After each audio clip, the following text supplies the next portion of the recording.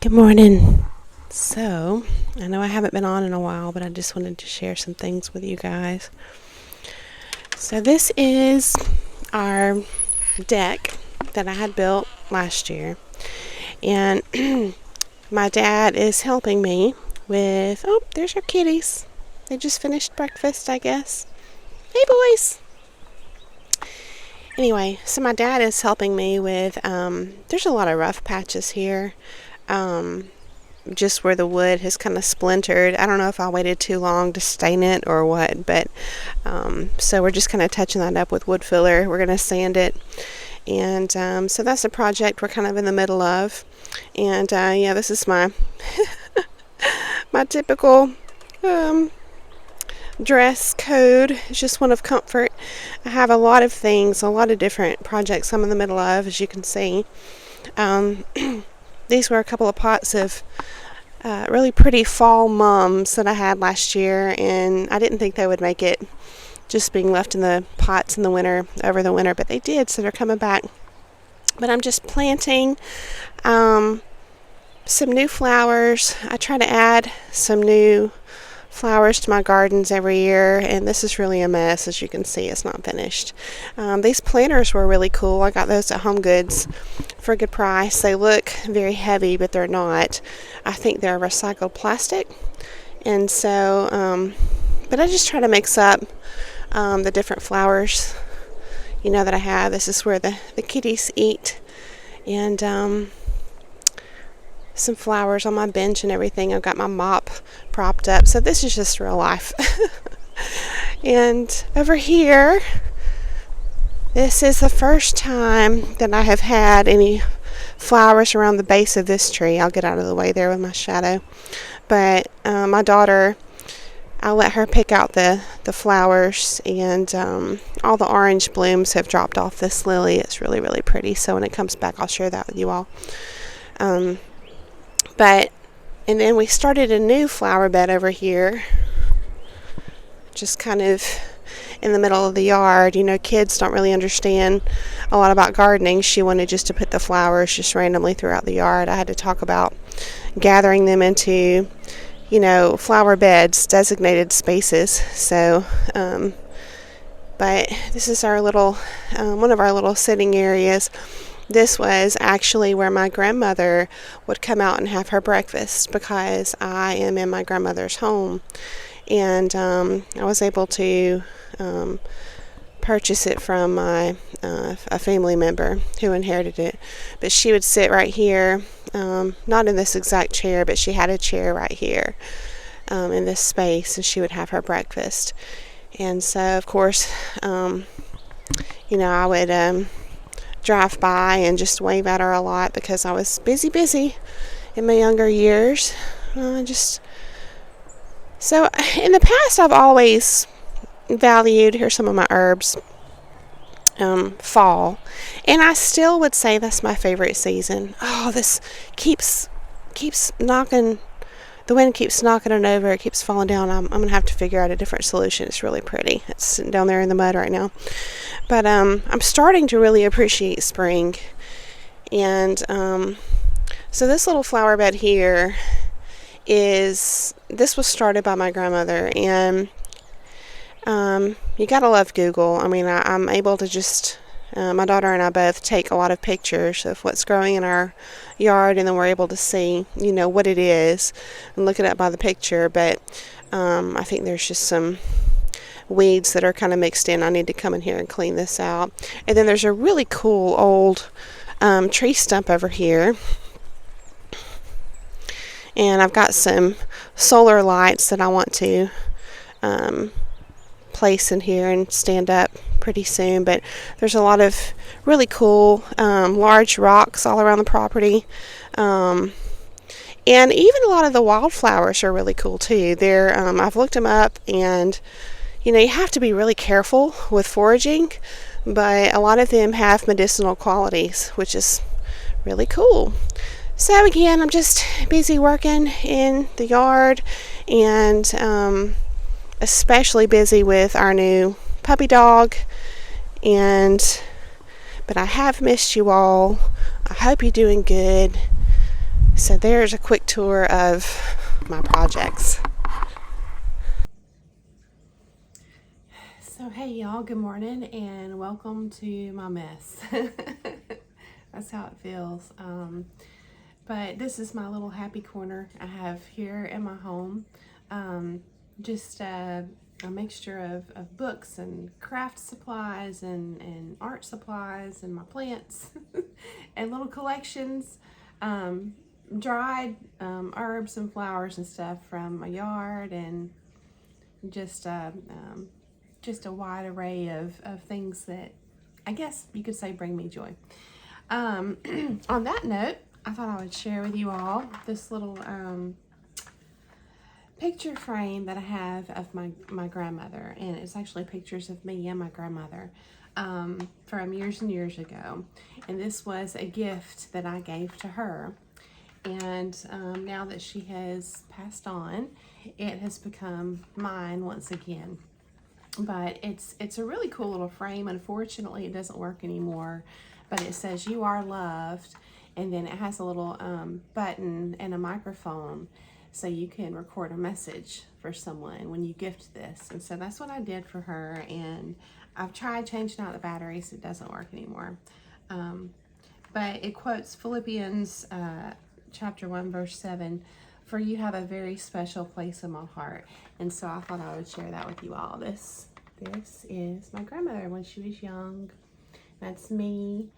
I think I was holding up my fingers like I'm 2 years old or something like that, probably. I don't look like I was 2 though. I think I was really young there. I don't know, maybe younger. And there she is. She was always a goofball, just posing and modeling and being silly. When I graduated, she was by my side, just a picture of me for her. And then there she is holding me as a baby as we're decorating the Christmas tree. So, she, my grandmother was, we all have our own unique personalities, as you know. That's common sense. And I feel like a lot of my videos, I'm just in there stating common sense stuff. But again, I like to process as I'm recording, because I feel like, number one, if you've gone through a hard time and you are isolated and just kind of withdrawn because you're trying to heal, for me, it helps to just put somebody on TV that, typically a YouTube channel. I have several that I follow that are just, it's like sitting with a friend and they're sharing their life with you. I like to do that for you guys as well. And so that's part of why I go through this process, where, as opposed to just creating this formal show, I really appreciate even on the channels that have, I guess you might say, formal or prepared and organized shows. I still appreciate when they have candid moments, that they didn't plan. That's cool too. I feel like those are the moments when spirit moves through us too. It's kind of like that's keeping the door open for that to happen, to be that willing vessel. But as far as personalities, my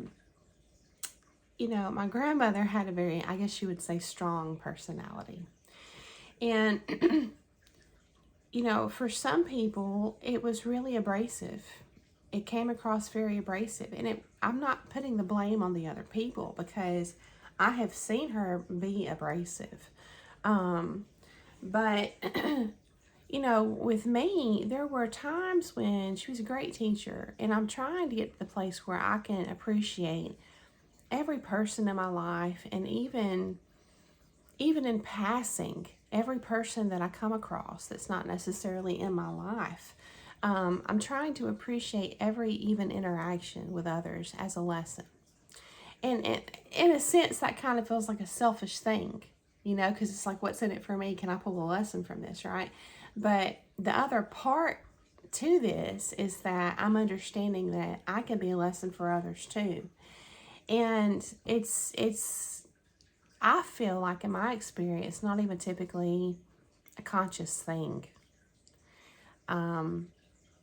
It's sort of like, you could look at this through many different lenses. One lens would be the spiritual battle, if you believe in that.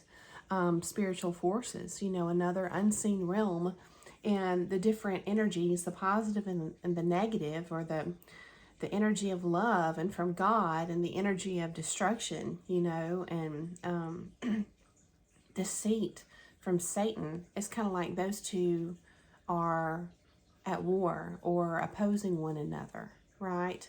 On the regular. And us as vessels, we are just facilitating this. And kind of, if we're able to not latch on and identify with every single thing we experience and feel and think and everything, then we kind of get to be an observer. And as such, we learn. We can learn. That's what I'm trying to get at here. I don't view this as like a selfish approach of viewing things. I feel like it's really the opposite of that. If you can move the self out of the way, then you are able to, it's not just you, but everyone who is willing to do this and able to do this. And it takes work, I think. But when you're able to move the self, or the ego, the worldly self, out of the way, then you sort of move into this place of observance. And it's really, for me, it's been a long journey to get there, but it's cool. I mean, in the past, somebody honks their horn at me and, out in traffic, I'm not going to just go off the rails and act crazy or anything, but it would affect me. My heart rate would get up, and, stress can kill you. It's important to get a grip on that. And it's hard when you're not far enough down the road, down the path on your journey yet, where it kind of happens organically, sort of as a result of, or a byproduct of your journey itself, which is how it went for me. It's hard because if you're not there yet, and this is speaking from firsthand experience, then you're just kind of living with this inner conflict of, you are attached to, a lot of worldly things, including the way people treat you. You're attached to that because you're attached to something within you that you view as yourself as receiving that punishment. And you take it personal. You're not, and yet you may be trying to fight that and say, why can't I stop taking this stuff personal? Well, then it just makes it harder, but I don't know. I think it's a process. And, I've said before, and I still feel very strongly this way, okay? There's a difference in people, because none of us are perfect. That's a big part of this. None of us are perfect, but there's still a big difference in people who consciously, intentionally, on purpose lie and manipulate and deceive and exploit and con, and people who don't. There's a difference. And that's something that I can't see it any other way. There's a difference. And, in the Christian faith, in the Bible, you have all this detailed out, this difference in people. And even though it says, that the ultimate is love in so many different ways in the Bible, that's just my summary. And that's, the ultimate goal and everything, right? Even to love our enemies. Even though it says all that, it still discusses, consequence and punishment. I mean, there's a verse that says, vengeance is mine, which is meaning God's. So, and then there's the concept too presented in the Bible of eternity, either going one direction or the other, depending on a person's decisions in life, right? And but yet there's another verse that says, he doesn't want any to perish. And when he says perish, it's not the body, it's the soul. And so even though we our vessels, there's another element that is us, genuinely us, our own individual self. And so this kind of opposes the concept of, many other spiritual beliefs where all is one, because it's kind of a paradox in Christianity, because you have, the concept of Jesus, saying, I'm the vine and, you all are the branches. And it's just, we are considered one body in Christ. We are in Christ and of Christ and a part of Christ. So that's sort of like all being one. But the difference in Christianity versus my, at least, perspective and understanding of many other religions and spiritual beliefs is that over here, it's like literally everyone is part of the greater one, okay? And then in Christianity, this is just from my studies, that's only for the people who desire, they're not perfect, but they desire and strive to remain rooted and grounded in love and in Christ and of Christ, right? And I'll just leave it there because it could get way, way deeper. But there's a difference, because that omits people who are they've made a decision to go down the path of deceit. Now, can that be reversed? The Bible says yes. It can. Anyone can be transformed and changed and make a decision, a different decision, at any moment.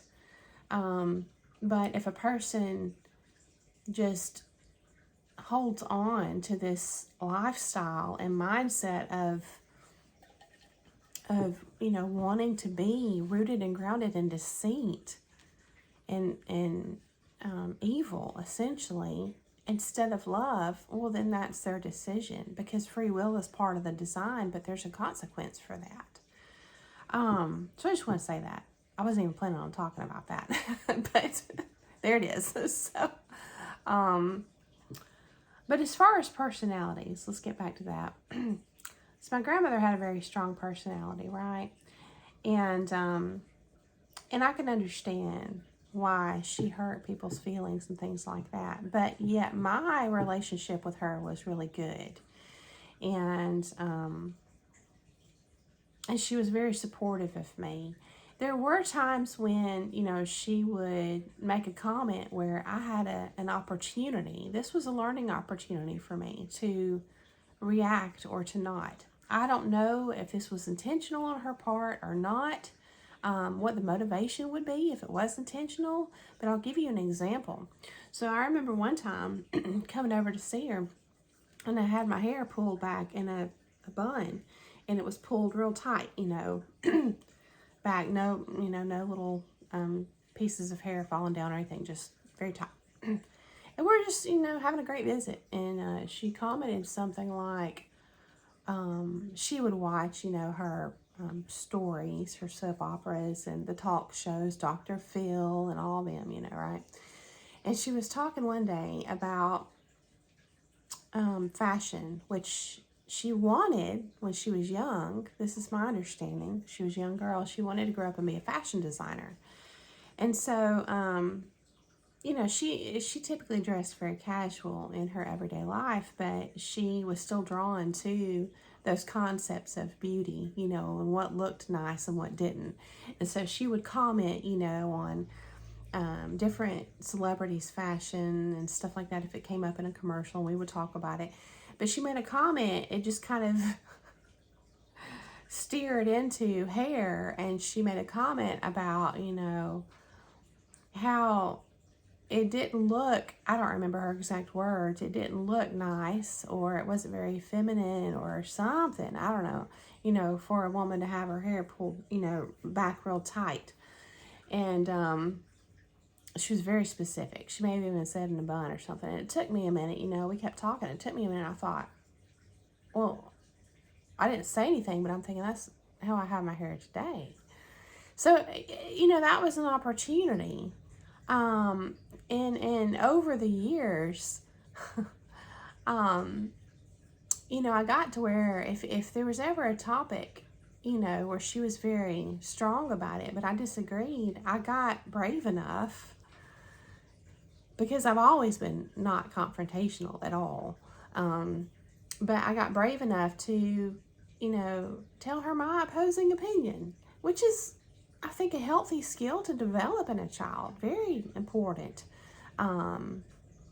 Especially a young adult. At that point, I was a young adult. So it was great, because when I would come back at her, politely, and oppose and give my reasoning, she was actually very respectful and listened to me, and would even kind of say, well, yeah, I can see your point, So it was a really good engagement, just a good, I guess you might say, exchange, like, I don't know if I want to say energetic exchange, but it was just good. It was healthy, and it was in a good spirit too. Good energy.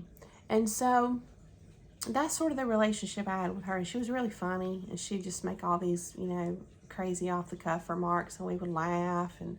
And I think humor is so important. It's so important. I've been in relationships where it has been non-existent, and if you try to be funny, you're looked at like you're less than, and I don't understand that. I know that humor's sticky. I know that if it's done in the wrong way, it can be taken the wrong way, and it can be offensive, and I get that. But I've always been mindful of that, and tried to be, at least. But humor's just important. It's healthy to be able to laugh, and to be surrounded by people who can laugh, and who aren't going to judge you if you want to be childlike and silly and act free, and not fit this rigid. I don't know if y'all have ever seen, I've mentioned this before, this movie called Stepford Wives, or the Stepford Wives, I think that's what it's called. And if I'm not mistaken, it's a really old movie, but they did a remake. I don't know, maybe it was in the 90s or something, with Nicole Kidman, I believe. And I saw it, but it's been many, many years. But I think that, that's how some people live, and that's what some people expect in a partner, in a spouse. And that's just no way to live. We're not robots. We're not meant to be robots. You know what I mean? And yet, it's kind of like you can't win with society. It's like there's all these pressures from society to be a certain way, but it's gotten so muddy that it's kind of like you don't really know. Like, it doesn't really matter which way you go, you're gonna offend somebody. There's this old saying, I don't remember who it was, maybe an old president, but it's like you can please some of the people some of the time, but you can't please some of the people all of the time, or all the people some of the time, or something like that. I don't know, but it's true. It's just, you're what a tragedy, and to get to the end of your life and to have not lived I wouldn't say for yourself. That could be selfish, or it could not be selfish, depending on the spirit that is set in. I feel like everything nowadays stated needs a contingency, and like a clause, like, this is not, disclaimer, this is not intended, blah, blah, blah, blah, blah. Like, literally everything you say.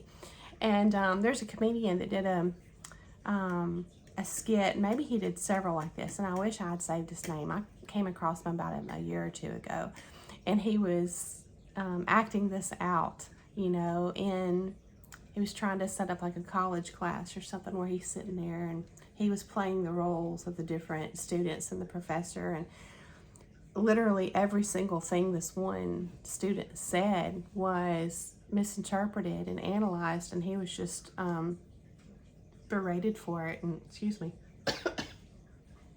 he couldn't say anything right, because everything was taken wrong, but so there's that one exception from my perspective, which is a person who lies. and who intentionally manipulates and deceives and cons and stuff like that. That's the difference. And, that's a big deal because that's associated with the devil in the Bible. But everything else, I think that it's honorable to strive to be the best person you can be for yourself and for others, and primarily to honor God, to honor the Creator. But but none of us are perfect. And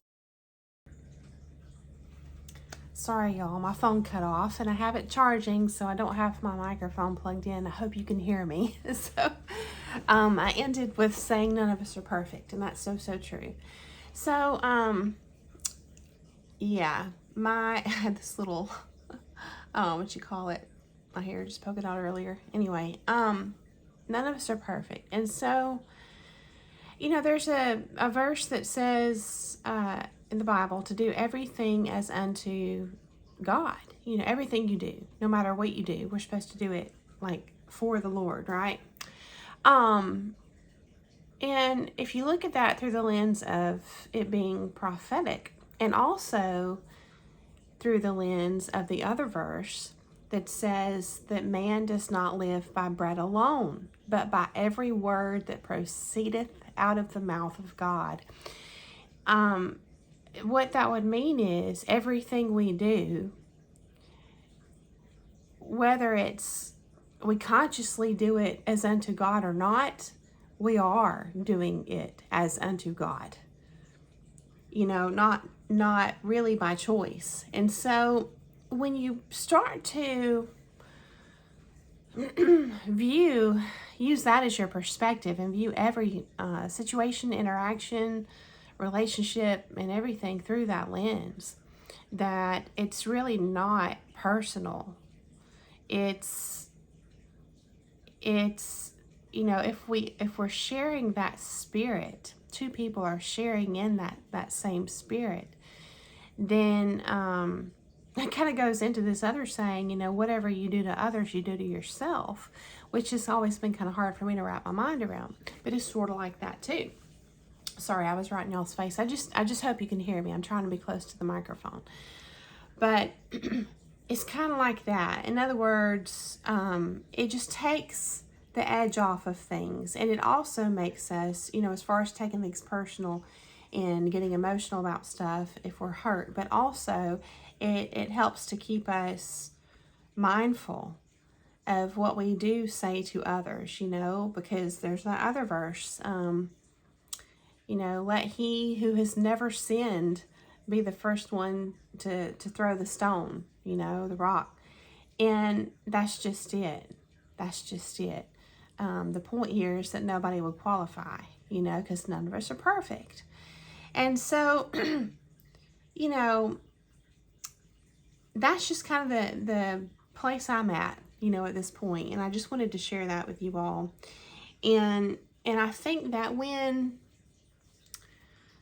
there's a lot of different things that can impact our willingness to want to engage with others and be close to others and things like that. But what I call betrayal trauma is way up on that list of things that can affect you. If you have been conned or lied to or anything like that, right? It makes it really, really hard to feel okay, comfortable, safe, trusting others from that point forward. And, if you're not careful, you can kind of struggle with, even being paranoid. Did they really mean what they said or not? Or, are their intentions really pure, or do they have bad intentions? Or, it's kind of like, because this is natural, because well, I was fooled before, I certainly don't want to be fooled again. And so a lot of people either retreat into living as a hermit, or they they just struggle. And so and I think that you have to be careful if you decide to go the route of therapy. You have to be real careful that you find a genuinely good therapist that doesn't add to the trauma, really, gaslight you even further than what you've already been gaslit. But in general, that has been kind of my primary thing with discernment is, is this person being real?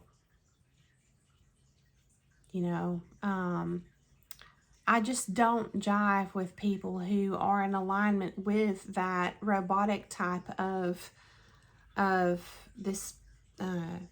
It's like a way of living that is constrained. Like, I'm thinking back to what I was talking earlier, the Stepford Wives. It's not real. It's just, it's kind of like, why? What? It's normal and healthy to, have some emotion, but it's kind of like you want to rule that and not let your emotions rule you. You want to be in the driver's seat and be at a place, or eventually reach a place of maturity with it, and know how to steward, I guess, those emotions and use them appropriately. It kind of feels like they have a life of their own, doesn't it? Especially when you're younger. There's this whole term, emotional IQ. I forget. There's different ways you can label that, but essentially, that's the place I'm at again on my walk, is just understanding that everything seems to be truly between each one of us and the Creator. And so, yeah, it just, I'd like to hear your thoughts on it if you feel called to share. But anyway, let me just switch gears here for a minute. So I have been working in this journal, and I've decided to theme it, give it a theme of gratitude. And this was inspired by a channel that I watch. I'll drop the link in the description, but it's been a lot of fun. This is a journal that I bought a long time ago.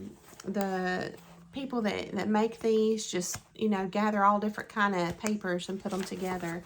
And you can press leaves in here and do all kind of fun things.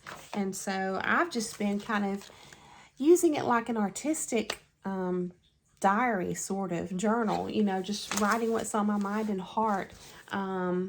And Bible verses and stickers. Look, this is so cool. I don't know if y'all have a store like this where you're at, but I got this, I think, at Home Goods, and they'll get all kind of, just a few, one or two unique things, and when they sell out, they're gone. But like, this is typically like $25, and it was only $2, so pretty cool. But this is a neat book.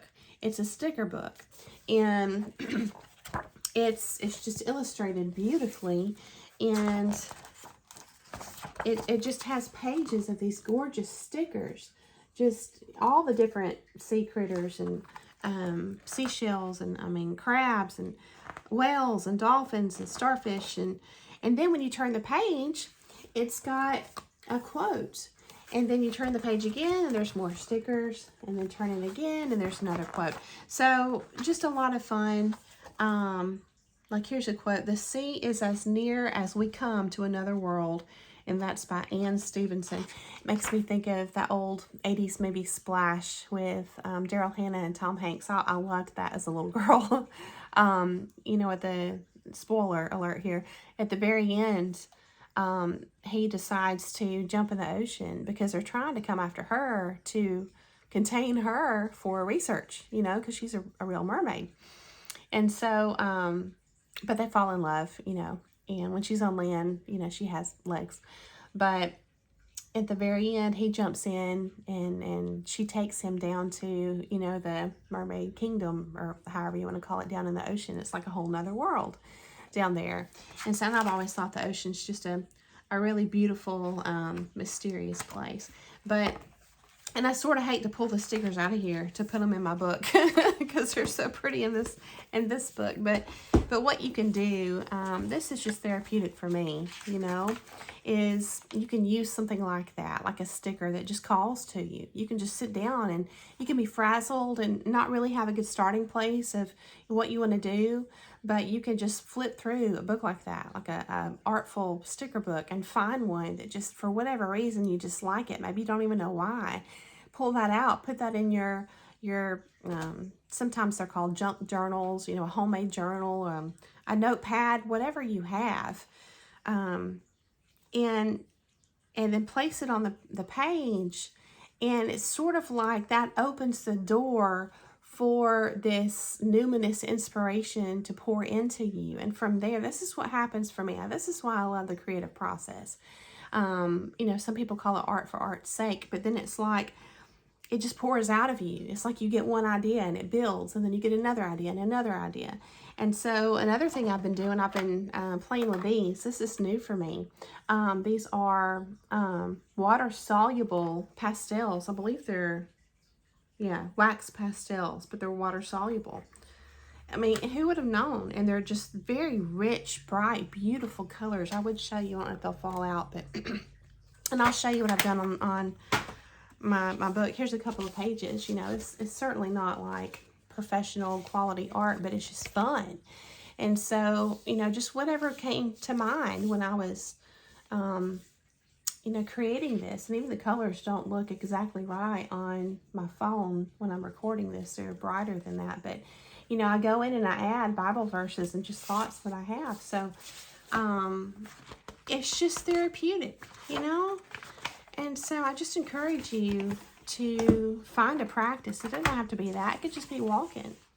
I love to go walking and just look, just focus in on a tree that's beautiful to me and just examine it and watch how it changes. We have what's called a small redbud tree in our front yard. And early in the spring, every spring, I say I'm going to get a picture of it. And I never do because the blooms don't last long at all. But it starts out with pink, really beautiful pink blooms all over, and then it transforms into little baby leaves, and they're heart-shaped. And so this is, when they're mature, they're like this, literally a heart, just a cool tree. But I like to do that. I like to focus in on a particular plant and just examine the beauty even in one leaf, and then rocks. My daughter likes to collect rocks, and I do too. They're really cool. And so just, but yet we also need at some point to find once again that balance of solitude, which is healthy if you're in the right space, heart space and mind space. It can be very healthy. For solitude it's different than loneliness, obviously, right?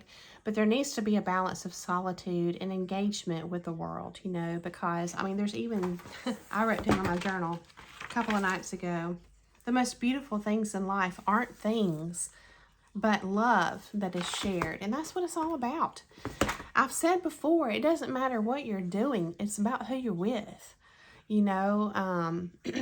If you're with someone, in other words, you can have just a very memorable, fun time, just a wonderful time, sitting in a car at a, gas station parking lot, if you're talking with someone that you're just on the same wavelength with, and you're just sharing in that same spirit, that can be just it can impress on your heart a wonderful memory. Versus you can travel the world with someone who their heart is just imprisoned. It's hard, and the Bible talks about having a hard heart. And that's something that only God can crack, break apart, can melt, can reshape, reform, transform. Yes, God does work through us, but it can't be our own will. We can't change another person. It's hard too. When you see a person, that they're in this prison of a false self. They're in this prison of depression. They're in this prison of addiction, whatever it is. But you cannot do that on your own. It's the word volition. You just can't. It's only God. Only God. And so, yes, I think it is honorable to, when the right time presents itself, allow that light to shine through you. But it may be months or years, if ever, that one interaction with you or another person or anything, maybe not even in the material realm, maybe it was just a dream a person had, where God spoke to them in their dream. It was direct from God. I mean, who knows? But it could take, a long time for that seed that was planted of light to grow and mature in that person enough to really transform their mind and heart. And that's hard. And so, I just hope that you are able to push through and focus on, the good aspects of love, because there are other aspects of love where we are, in fact, bearing a lot of pain because we know that others are in these different types of prisons, you might say. And there's nothing we can do about it. But pray for them, and that's huge. It is huge. So, but again, I hope that you are encouraged. I hope that you are inspired. And I just encourage you to work on yourself first. I've got my art supplies here. And I need to get moving again. I've gotten out of the practice of my yoga. It makes me feel amazing when I do it. I started it back up again recently. I went to a class. That was great. And I hope that I can get back into my routine of walking. So our puppy has just really taken so much of my time and energy. This is the first time I've had a dog her size this young. I've had a large dog before. Maggie, who was back there, I had her picture printed on this canvas at Walgreens. She was a big dog, but we got her when she was like 2. So she was past the puppy stage. But Daisy, our new puppy, is still very much in the puppy stage, and she's very big. So there's a lot of challenges, and I've had a couple of water hoses destroyed, and I have just barely saved a few of our clothing items and shoes, and some shoes we lost, and other things like that. So, but still, there's a lot of joy there. There's a lot of joy. So this is why I talk about working on yourself enough that you can be expanded enough to be strong enough to withstand it all. Remember, in the Bible it says, if you can just stand, to be able to stand. And that's what we want. It refines us like a fine wine, to be able and mature enough spiritually and psychologically too, to be able to withstand all these really impactful aspects of this human experience, right? So yes, but I'm there with you. Don't forget, you're never alone. You're never alone, even if it feels like it sometimes. And there are people who are trustworthy. I mean, think of it this way. You are your own proof. You are your own proof. And yes, so I hope that this has gotten the wheels turning for you. I hope that it has been comforting in some way. I hope that you enjoyed it. So thanks so much for coming along to hear the message. I hope that you have a beautiful day, and I'll see you again very soon.